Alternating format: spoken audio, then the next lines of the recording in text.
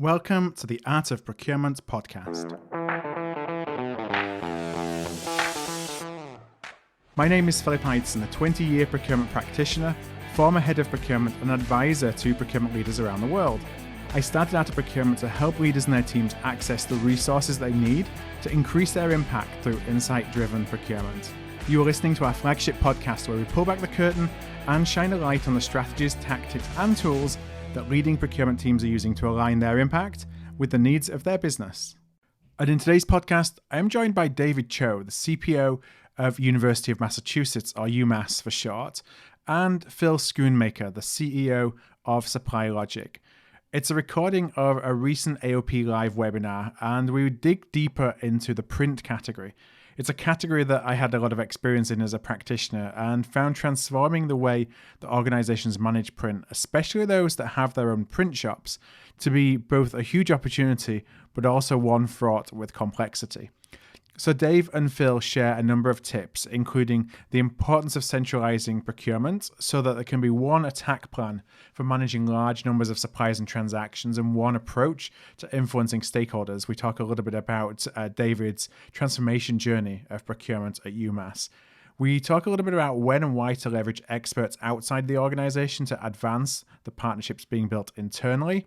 And then we go into print. We talk about the transformation of the print category, but also some insights and intelligence that can be used to advance CSR in the form of local, diversity-owned and environmentally friendly supplier partnerships, really important in this print category. So let's get started. And I began by asking David if he could share a little bit more about the team that he leads at UMass. The UMass system consists of 5 campuses, and there is probably about $1 billion a year of expenditures with third parties. The legacy procurement setup was these functions resided on each of the campuses. And so a couple of years ago, there was a strategic initiative to centralize this function to serve all the different campuses. So there's about 25,000 transactions conducted per month. Well over 17,000 active suppliers in the portfolio. So it required a lot of scale to manage, the magnitude of the third parties. So we cover everything from strategic sourcing, T&E, procurement operations, analytics, customer service. So there's quite a few components to the portfolio. And we launched this in January of 2020, just a couple months before the impact of COVID required everybody to shelter in place. So a lot of navigating through the pandemic, but all in all, I think a tremendous effort by the team and many of our constituents who helped build this function out. So we're about 2 years in. It's certainly through a curveball, I'm sure, I know it did to everybody, but especially as you're setting up a new team and trying to drive transformation and change during that. We've certainly heard some stories over the last year and of really the tremendous job that a lot of folks have done in helping their teams through all these times. Phil, I want to ask you a question to kick things off. I talked at the beginning when I introduced this session as it being about a partnership as a service.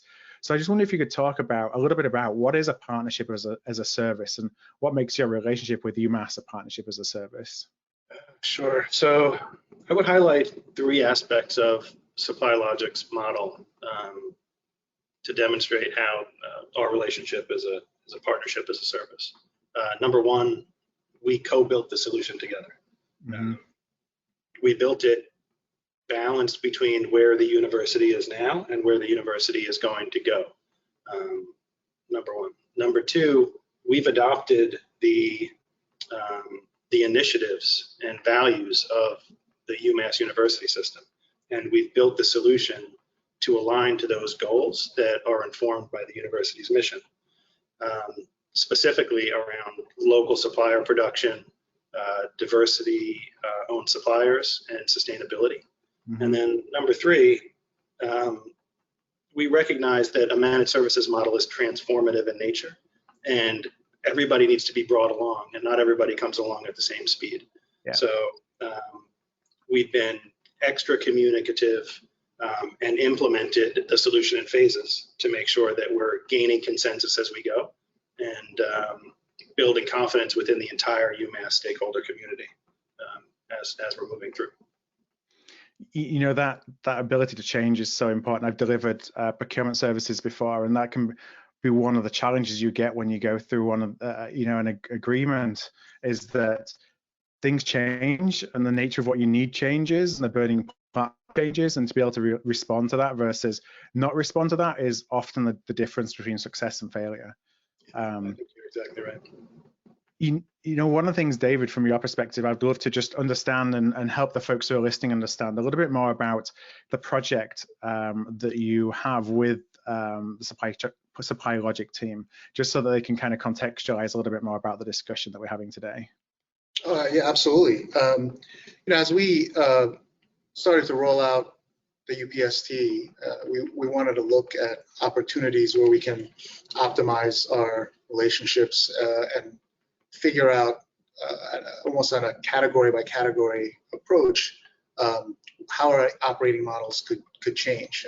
We have a philosophy that we wanted to achieve. Look, the mission of UMass is to provide a world-class education, but affordably, right? So if we can influence the ability to conduct business affordably, that's certainly a big objective. But there were other key outcomes that we're striving for. Certainly better customer service, being able to have more cost governance, certainly be able to provide a career path for our team members, and cultivate a stronger relationship with the campuses. We summarized those outcomes with a better, faster, cheaper, simple philosophy. And what SupplyLogic brings to the table, it checks all those boxes. And in that, we can be better in terms of having a more strategic relationship and better governance over the print portfolio. We can be faster in that we're not just buying a technology, we're buying certain processes and intelligence that SupplyLogic brings to the table. So it still creates the kind of credible competitive processes. It allows us to choose from a portfolio of suppliers that can not only provide great products and services, but also we can think of factors like, are they a local supplier? What's the balance of trade with our community? To Phil's point, are there diverse suppliers we can factor in? EFG, environmentally friendly goods and services, as part of the criteria. So,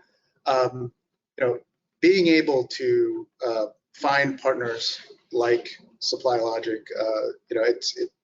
it's getting harder, right? When you have 17,000 active suppliers, you're really looking for the folks that are willing to double down, see your vision, make the investment into the partnership. So, in that sense, we've been very fortunate that we're able to kind of build this partnership together. And so far, we'll talk about it, I'm sure, over the course of the next few minutes. But got great examples of those very outcomes that we were looking for. And I think the partnership is just starting. So we're pretty excited about the look forward.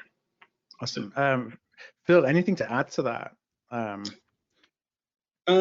I think that anytime an organization is distributed in such a way that UMass is across 5 campuses, and haven't had the opportunity to get their arms around such a complex category, leveraging a third party like SupplyLogic makes a ton of sense.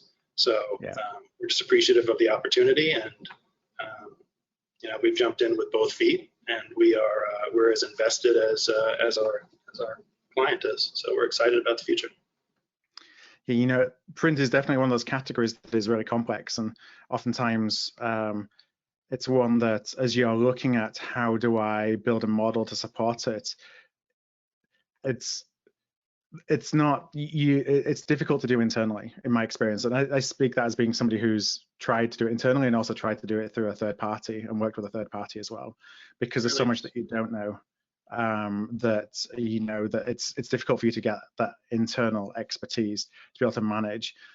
I just wondered, David, as we kind of talk a little bit more about where you are and the journey that you're going in, what is, I want to kind of lay the land as well for folks as they're thinking, okay, we put this in place. What does that mean internally within UMass? I wonder if you could talk a little bit about the relationship between UMass's Unified Procurement Services team and your internal customers. Like, what kind of connection, stakeholder engagement do you have? Yeah, that's a great question, because I think this is part of the great thing about building a new platform on a white canvas, even though this is a very large institution with a significant history. A couple of things that make the UPST a little bit more unique. One, many of the practitioners that join the team come from the legacy procurement operations from each campus. Amherst, Boston, Dartmouth, Lowell, and the medical school.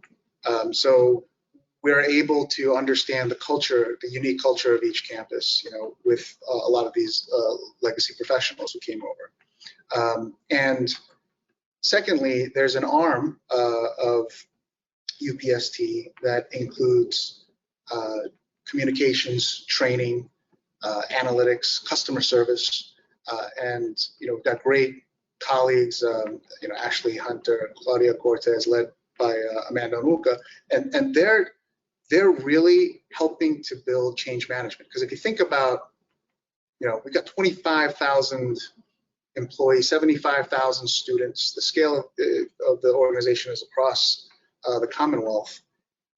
Anytime you make a change, there's a ripple effect. So being able to evangelize, promote some of these changes, why is it better than it was before, and to teach folks, how to fish, because we live and breathe this all the time, but for most of our constituents, they're not procurement professionals. So to have this type of engagement where we have constant training available, we video a lot of the trainings, like this, it's recorded, so it's scalable, and there's even coffee workshops, on a weekly basis. There's office hours where people can come in, ask any sorts of questions. How do I handle this expense, or what kind of what tools can I use to better utilize this technology enablement you guys launched, right? So to have dedicated team members that just focus on ensuring that there's that interface with our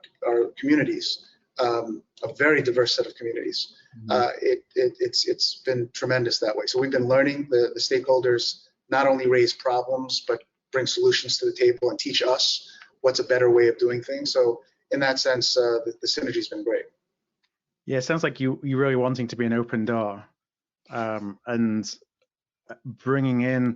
being accessible ultimately to your stakeholders, so that they feel like they've got somewhere to go rather than being on their own, or being frustrated with the process. And that's one of the things I always find is, one, change is the most important. Change management is the most important in any transformation. But two, it's really easy to forget about the experience of the folks who are using the services that procurement has, because we get so focused on the outcomes we think it's going to drive rather than how to get there. So it sounds like that's an area for you that you've really invested in. Absolutely. Now, we talked a little bit about, as you went on that journey, architecting how to support your internal customers across these different categories. And so I wonder if you could share what were some of your considerations as you decided, for category X, I'm going to take this approach. For category Y, I'm going to take a different approach. What were some of the things that you considered when you did that architecting of ultimately the delivery model that you're building? Yeah, I mean, that was a big change for us, right? Because the legacy procurement functions required everybody to do everything, right? So become essentially generalists.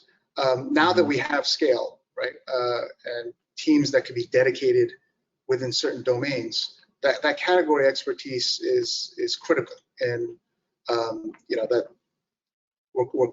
all procurement professionals are striving to get that proverbial seat at the table, to be that advisor, right? And so to bring domain expertise along with the understanding of the sourcing discipline or contract development, right, has really been able to build a tighter relationship with many of our constituent groups. And it's not just about papering a deal. It's not just a reactive transaction. There are many opportunities now where we can say there's a better way of doing things. Let's explore 4 or 5 different options here. Because when you have 25,000 transactions, 3,000 contracts institutionalized a year, there's plenty of opportunities each time. Those are touch points to say, what can we optimize? And so, you know, when it came to print, literally having hundreds of print suppliers, doing an assessment and seeing, well, we're getting some of this material even from the West Coast. Yeah. Nothing against the West Coast, but the logistics associated with that, you know, do we need to go through that? You know, we've got a great pool of suppliers in our local communities in New England, and to get that kind of intelligence from a platform like SupplyLogic, you know, we're not getting these assets from SupplyLogic. We're leveraging the scale of their program. They buy hundreds of millions of dollars of these types of assets, coupled with the university with 5 campuses. You know, we've got scale now, and how do we think about these partnerships a little bit differently? So, in that sense, you know, bringing that category expertise to look at how people are consuming these services, and not just the supplier base, I think has been tremendous. You know, we get to double down on partners that bring that sense of urgency, the alignment with our values and mission, in a way that I think really resonates, because we're not looking for always the cheapest solution. We're looking for the right solution, right? And that there's many dimensions to that. So you know, in that sense, I think we're seeing the benefits of more category management expertise. And you know, I've had this debate actually quite a few times. But you know, when you look at areas today, data scientists, for example, you know, a lot of people can slice and dice data, but you're not a data scientist unless you actually have domain expertise and you can apply those insights, right? Henry Ford, right? Just how he revolutionized car manufacturing. They weren't looking for people who built cars bottom up. That took 12 hours, right? But now when you have an assembly line, people dedicated to specific domains of that assembly manufacturing time went down 1 hour and 30 minutes. You know, that was revolutionary. You know, so I think we're just applying a lot of the same types of techniques into procurement. Yeah, we definitely, we talk a lot about supplier insights, supplier intelligence, and how you truly need to know how to contextualize that to get the biggest impact of it. And that's where that domain expertise comes from. You know, it's data is one thing, but knowing what to use, what not to use. And if you go into a conversation using data or some insight that you don't necessarily know how to use it, you know, people on the other side of the table can figure that out pretty quickly. You know, and you find that you don't get very far, but when you know how to use it and can contextualize it, that's when it becomes very powerful. Now, Phil, I'd like to know from your perspective, you know, David was talking a little bit about the process that him and his team went through to look category by category. You know, where does it make sense for internal help? Where does it make sense to look for some external partners? I'd love to know, because you obviously hear this all the time because you're speaking to a lot of organizations who are thinking about how they may need some help in the print category. What are some of the things that you hear in terms of those that perhaps have tried to take that generalist approach and now are realizing that perhaps a specialist approach is the way forward? Like, what are some of the challenges that you're always hearing as you speak to folks who are more interested in this category? Sure. You know, as we talked in the beginning of this, print is maybe a surprisingly complicated category, and it involves a lot of different aspects of not just the supply chain and procurement, but also marketing. It's an emotional category for many companies, which adds a layer of complexity to it, that emotional connection with marketing materials, because you're interacting on a very personal way with prospects and clients. So it feels very personal to many companies. I think the challenges that I often see are within the supplier community, the incumbent supplier community base, which is usually one of two things. Either there are hundreds of suppliers and there are no guardrails around how an institution interacts with those suppliers, or a company or institution is essentially given the responsibility to one or two suppliers to manage everything, and that creates its own set of problems. So there's that. The second one that I always see is a lack of technology. Right. You need very specialized technology in the space to optimize and automate all of the different products that we manage, that a company like us manages.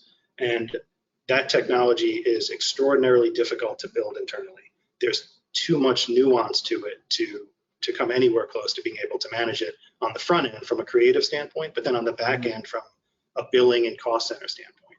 And what we often see is manufacturers, print manufacturers, giving technology to companies, which then creates an electronic ring fence around them, and all roads lead to that supplier, which then results in high pricing and usually poor service. So those are two things I always see. Those would be the two things that I think that are very common challenges. You know, from a tech perspective, you know, and I don't ask this question as a, you know, tell me the virtues of the software that you work with, but I'm trying to visualize a little bit for the audience who may just be listening into this. If you could talk a little bit about, you know, what does technology do, or what is the power of technology in this space? Because obviously that's an important component of bringing efficiencies and, you know, basically being able to have a bigger impact on this category. So what can you expect from a tech that's in place to support print? Yeah, I mean, it's a massive accelerator in almost every aspect of a supply chain. Number one, it provides a marketplace to for the users to self-serve everything that they need from a print perspective. So most print, even if it doesn't seem like it on the surface, is mostly templatized and repeatable, even if there are subtle differences between different sizes or substrates or designs. So our technology allows a user to customize any number of templates that are built into the software by any number of different parameters, whether it's the imagery that's on the template or potentially the message or the pricing or the product mix, if it's something like at a retail level. So that's number one. It automates that entire development process and eliminates the need to recreate the wheel and redesign something over and over again. You templatize it, and within the technology, it has the flexibility and the robustness to make all of those adjustments on the fly, output a proof that you, the user, can proof and check that this is what you want, and then you buy it. So that's kind of number one. Number two, when you hit buy, that's kind of where things start. It's not where they end, because on the back end behind all of that technology, we've linked all of the suppliers to each individual product. So via CXML, that order is now beamed directly to the supplier to produce, which eliminates touch points and reduces time. So you've got the reduction of risk and mistakes by having things automated. Then you have the dramatic reduction of lead time, because things are being automatically distributed to the right supplier who knows how to produce that item, because they've all been vetted and they're on our mutually agreed supplier panel that UMass and SupplyLogic have conceived together.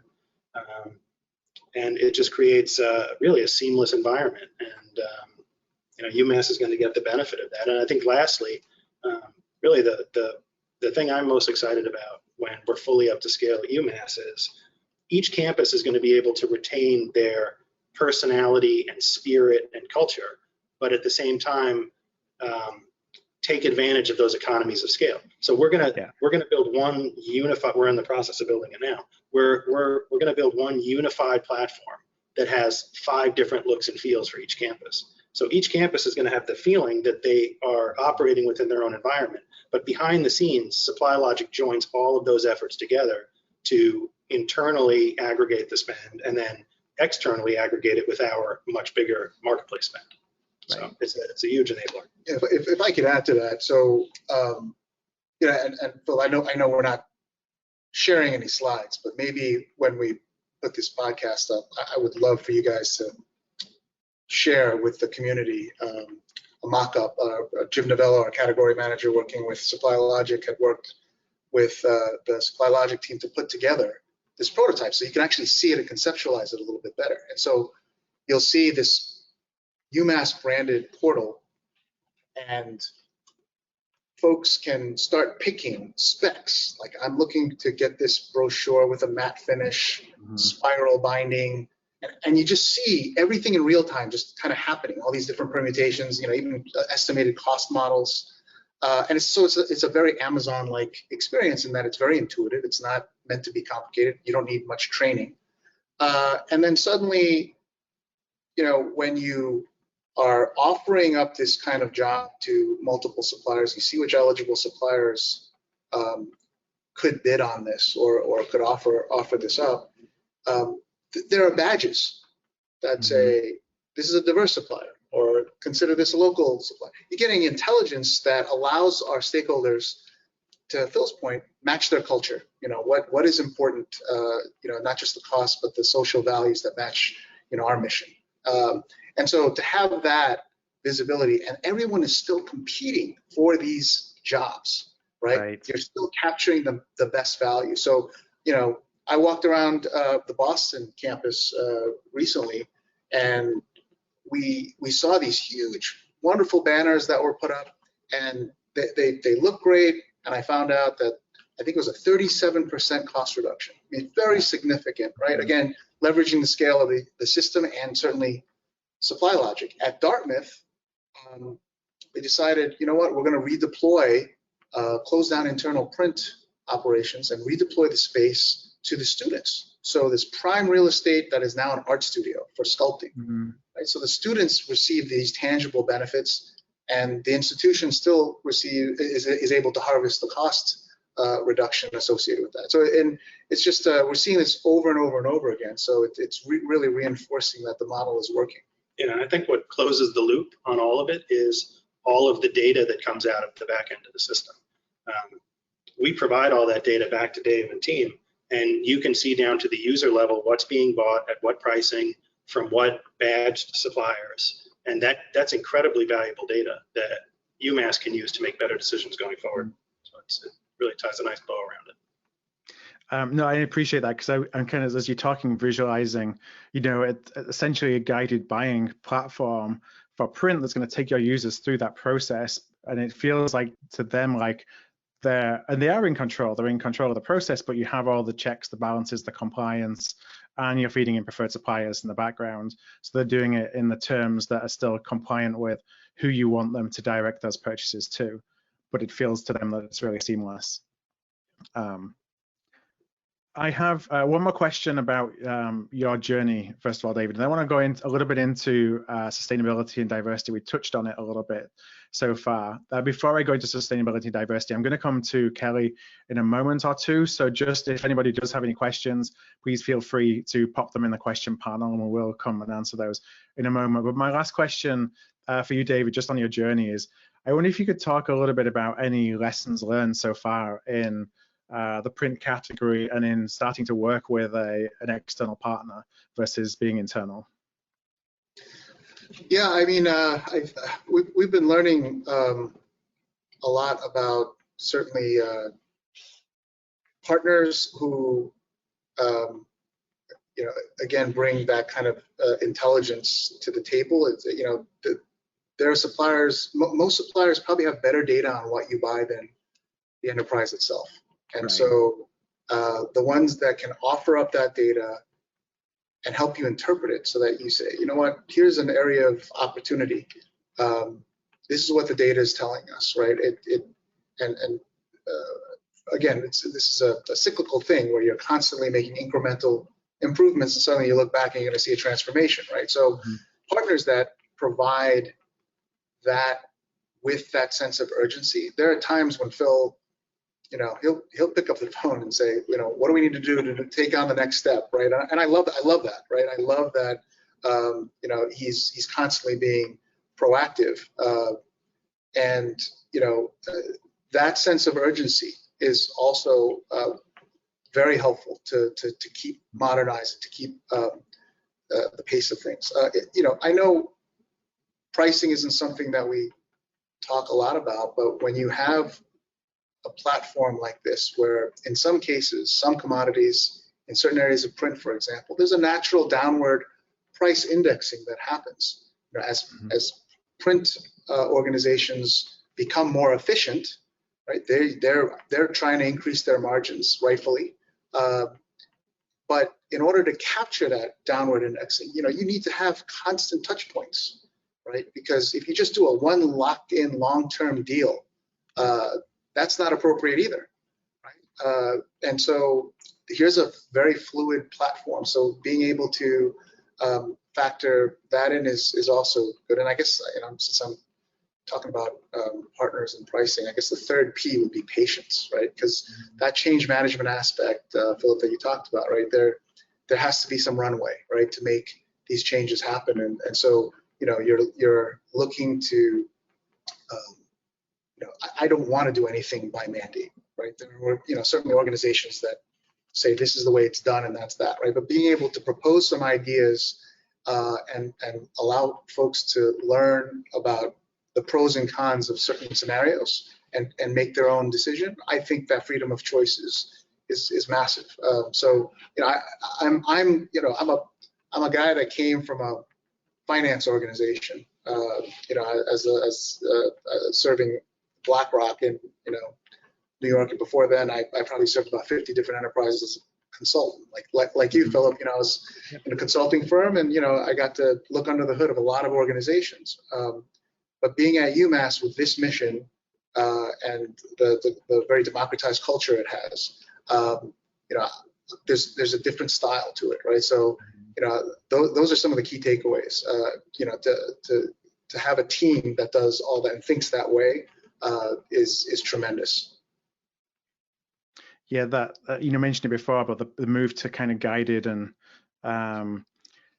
enabling the business stakeholders to make their own decisions within the boundaries of that you want to set for them, I think is the way forward. Just not in this category, but all categories for procurement. We kind of had this movement where, as we professionalize, we all move towards let's try and gather in all this control and this power in procurement so that we can manage it all, and then realize that, well, we made a lot of decisions that didn't actually suit with what our business needed. So now we're able to devolve that back into the business, but while still retaining the controls that we need behind the scenes. Kelly, I want to come to you just to see if we have any audience questions that you'd like to pose to Phil or to David. We do have some audience questions that have come in, and actually this is interesting because it looks back to one of the very first things that David said. I think right out of the gate you hit on something that's a great deal of interest to the audience, and that is this idea of taking a category by category approach to implementing your better, faster, cheaper philosophy, sort of run against that idea of local sourcing and diversity and sustainability. And so I'm seeing a lot of questions come in around defining the category. So in this specific case around marketing and print, we know that you have all of the campuses and you're trying to pull everything in together. Did all of the campuses look at or define this category the same way, or were there conversations around either recognizing that some areas were spending in ways that they considered part of this category that the other campuses learned from, we should be doing this also, or were there any definitional type, even at the boundaries, things where conversations started up to say, okay, where do we draw the boundary line on what's part of this category project? That's a great question. So I think, like many enterprises, institutions of this size, these categories can be defined very, very differently, even by different departments, right? So we have over 300 commodity codes, which is crazy. But at the same time, they're there for a reason, because you have 6 different organizations if you factor in the president's office and the 5 campuses. So many of these accounting codes are using an accountant lens as well, right? So they're looking at it very differently. This is, certainly for looking at how we capitalize things on our balance sheets and so on and so forth. So there's a different objective. We looked at some of these categories, and we have a long way to go, but we want to get to the point where we can rationalize the spend categories in a way that's a little bit more intuitive as a buyer. That that process is something that even our CFO has said, let's start looking at ways to kind of clean up that data. Also, when you have human beings categorizing these expenditures, and it's less automated, then it's very arbitrary, right? So there are things that we buy today, almost everything has some technology component to it. So you can say, well, it's technology, right? Or, so on and so forth. So I think creating just some directional assumptions and saying, let's focus on marketing and print, we define it as this. When we look at technology, let's just whittle it down to a handful of categories. Is it hardware, client technology, software, so on and so forth. And so from that tangible standpoint, where everyone can understand that common terminology, we can say, well, here's the category approach that we want to take, right? So if in technology, for example, we are looking at software licenses. One of the things we're doing is every time we're buying software licenses now, how are we tracking software? How do we ensure that there aren't duplicative licenses that are being purchased? Is there viable alternatives so we don't need to onboard another supplier? Folks just need to connect the dots. So sometimes that's our job, is just connecting the dots and saying, you already have entitlements. There's already something out there that you can use. You don't even have to pay for it, right? So there's that kind of lens that we're taking, a much more kind of practical lens to look for the opportunities. Fortunately, since we're just 2 years in, there's a lot of categories yet that need to be defined a little bit tighter. So, our category managers are now just getting ready to start building category plans, for example, right? So this is the way I define this area. This is the magnitude of the spend. Here's the handful of sourcing strategies that we can apply in this space. And this is what we expect you can harvest. And then going to the stakeholders and saying, here's the plan. Here's the top 10 contracts that we want to look at that are going to be ripe for renewal or termination, right? And to put that in a portfolio view, and then over time, we might add to that, right? This category is going to expand over time. I think, the traditional print space could easily evolve into more, merchandising and other areas. That category is going to grow, but we've got to show folks the art of the possible first in a very targeted area, and then we can expand that footprint. Well, and it's interesting because that sort of internal reconciliation process, it does evolve over time, but those are the kinds of conversations that procurement teams often end up having, where they do start looking for external expertise around, okay, this is how we think about this category, but is there some kind of standard? So Phil, when we look at a very similar question to that one, but from SupplyLogic's perspective, looking into UMass, when you have a company come to you with this scale of spend and they're saying, this is how we're defining the category, but you're thinking of it as, yes, but I know you must also spend on these other things and I'm not seeing any of that here.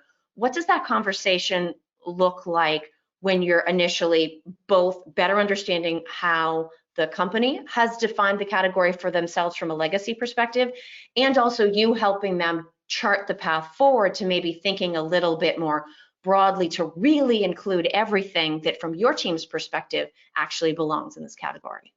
That's a good question. So it starts with data. We started this process maybe, I don't know, a year ago, more than that. And it started with Dave and team pulling as much data as they could to define the category. And with that many suppliers and that few guardrails around the category, there was a lot of static in the data, to say the least. Right? So we worked our way through it, and with the help of some supplier names and some categorization and some help from Dave and his team, we defined what we thought was, directionally the right categories. We have to balance that during our assessment with, again, to go back to marketing, the marketing world, the emotion around some of those categories. So we're going to start with the low-hanging fruit and get quick wins and build confidence within the stakeholder community, which is exactly what we're doing. And we'll expand from there. That conversation is one that I've already had with Dave and team, a few times as we've started to make progress. That banner project for the Boston campus is a great example. That was us expanding maybe one concentric circle out from what you would consider print. We hung hundreds of banners all over the campus. You know, that was the result of a lot of hard work, building confidence with the team, and proving it out over the course of that project. So it's collaborative, like everything is with this relationship. So it's collaboration for sure. Well, thanks, Kelly, for the questions, and thank you for posing them to folks who are listening. And if you do have any other questions, please don't be shy. Do enter them into the question panel, and we may have a couple of minutes left at the end to come back to Kelly. But I wanted to continue the conversation. You know, David, you said a couple of things in that first segment that I wanted to build on. One, you said that you know, essentially cost savings isn't everything. There's other things that you're looking at when you're looking at across your categories and the value that procurement can drive. And you alluded to the importance of CSR initiatives, so sustainability, diversity initiatives. I wonder if you could just talk a little bit more about, you know, how you think about procurement's role in enabling you know, corporate social responsibility goals and targets, and if this is an area where you play an active role. Yeah, I think I'm not the only one that plays an active role, and I think certainly our team has many passionate professionals that want to push the agenda. And on the campuses, you know, I've never had to do this, but I was conducting town halls, right, going to the campuses. And when you hear our stakeholders saying, what are we going to do about promoting more environmental sustainability with our partners? How do we factor in, you know, this balance of trade with the local community, and so on and so forth? It was empowering to hear that from the stakeholder groups. And then suddenly, you know, I realized that our president, Marty Meehan, you know, is a big advocate, is very active. The UMass is active with the Greater Boston Chamber of Commerce's diversity initiative. So we're aligned, and we've invited all these diverse suppliers in these networks to join us. And you know, just recently enabled self-registration for some of our diverse, or just for our suppliers in general. Supplier onboarding has been a point of friction, so we were able to light up a tool, and it allows organizations to self-certify, provide certifications, so that allows us to trust but verify. And we have market data providers also that can validate those. And just since August, we had over 9 or 10% of suppliers that registered as diverse. And that's also because we also expanded what's diverse, right? Like some of the market data providers, you know, don't even factor in LGBTQ types of organizations, and you know, so we've been able to make a lot more classifications and expand that definition as well.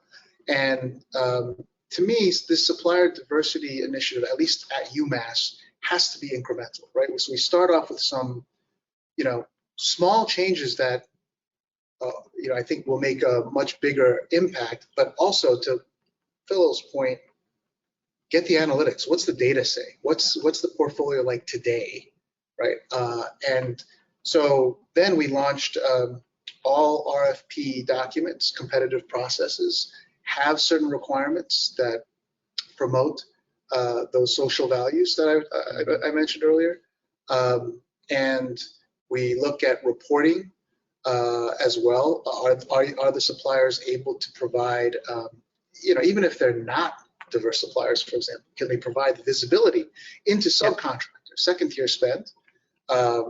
And is there a way where even if these are strategic partners that are not considered diverse, you know, I had no problem even promoting diverse account teams, right? Mm-hmm. So these are little things that can be done that could be very powerful. And then as we start getting cleaner processes and data into place, we can then say, okay, the particular outcomes, this percentage of spend could be a target over the next 5 years to go to diverse suppliers, this to local, so we can set targets that are a lot more achievable as opposed to going with the gut. You might have to go with the gut at first and make some of these changes, but then over time, once the data is there and it provides credibility to the solutions you're rolling out, then you can start setting achievable targets with absolute confidence. Yeah, just having the vision, I think, is important. Now, even if those targets may be from the gut, it gives you something to aim at, something to target at. And it sounds like, from what you were talking about earlier, you now have the ability to at least understand when you're making that, or when your stakeholders are making that buying decision of who they're going to use, for example, to print something, whether that is a diverse supplier. So it's kind of the first step is having the insight behind making the decision. You just triggered something. I mean, Phil, one of the things we're changing right now, some of our policies are about 30 years old, right? So just changing the policy standards to reflect, that UPSC exists, and some of the new operating models. One of them is the objective of signing up with a partner is to obtain best value. And we just expanded that definition of best value can include those types of traits as well, that factor in environmental sustainability or diverse suppliers. So even, when everyone says, well, this is what the policy states, now you could change the policy as well, right? So that you've kind of, changed the form of what you want to achieve, right? Yeah, it's really interesting. 30 years ago, some of this stuff didn't even exist. That's right. That's right. Yeah. So Phil, I mean, do you see that sustainability, diversity is becoming more of an important driver, like visibility into that, the ability to drive business to let's just stay on diversity, but previously perhaps under-supported businesses? Is that becoming more and more an important factor in why people are taking a look at this category of print and saying, can I do things differently? Yeah, absolutely it is. I think we've seen at the macro level the merging together of business and social goals. So yeah, that is just going to continue to accelerate. And I think for someone who is operated within the managed services environment, I think that it's going to probably lead to more adoption of a SupplyLogic type of model, because it's just unrealistic, I think, for most organizations to have the human resources to understand the supplier community for this category to such a degree that they could implement such a program without a tremendous amount of effort, where they can just plug into a SupplyLogic and we have all of those relationships ready to go. So I think that it's just going to continue to accelerate.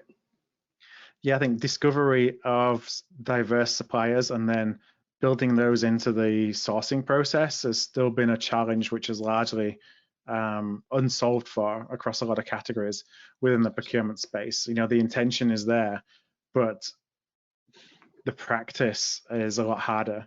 And that then means that it's harder to stick, because you can't drive kind of repeatable processes and scale that intent. Because you see we had a roundtable earlier in the week that we did with a number of CPOs, and we're hearing of goals of 15%, 20% of spend with diverse suppliers in 3-4 years time from some of the leaders in the space. Now that seems very high to most of us who are looking, maybe I can get 5% or maybe I can get 8%, but that's the way it's going. But it's impossible to scale that without the technology behind it that supports you to do it, because our current practices don't support that. I do want to ask another question before I come back to Kelly to see if we have any others. And Phil, this is for you. It's kind of as on the CSR theme, but I want to talk more about sustainability. Sustainability in print, it's one of those things that you think of in terms of demand management, I think. Now, what do you see? How are organizations managing sustainability challenges or targets when it comes to the print category? Well, there are a couple different levers that a company has when they want to address sustainability. Number one is the materials that are used, so the substrates that are used, also including the inks and any of the coatings that are used. That's kind of number one, is the actual product. What can you do to make that more environmentally friendly? Yeah. Whether that's using, obviously, recycled materials and environmentally friendly inks, things like that. Of course, that's kind of like the basic. Yep. Number two, thinking a little bit more, kind of more holistically, thinking about the supply chain and where things are produced. This is probably the least thought of, but maybe the most impactful way to be more sustainable is to think about your supply chain and where you're producing things. Mm-hmm. If you have the supplier panel in place and a managed services company that understands the complexity of the supplier community, you can produce closer to the point of distribution in many cases, which dramatically reduces carbon footprint. So yeah. that's another lever. The third lever I would talk about is the channel through which you want to market. As a managed service, we're not incented. We're asset free. So we manage the suppliers. We're not a manufacturer. So for us, the channel through which you want to market as a client to your prospects and clients is we're agnostic to that.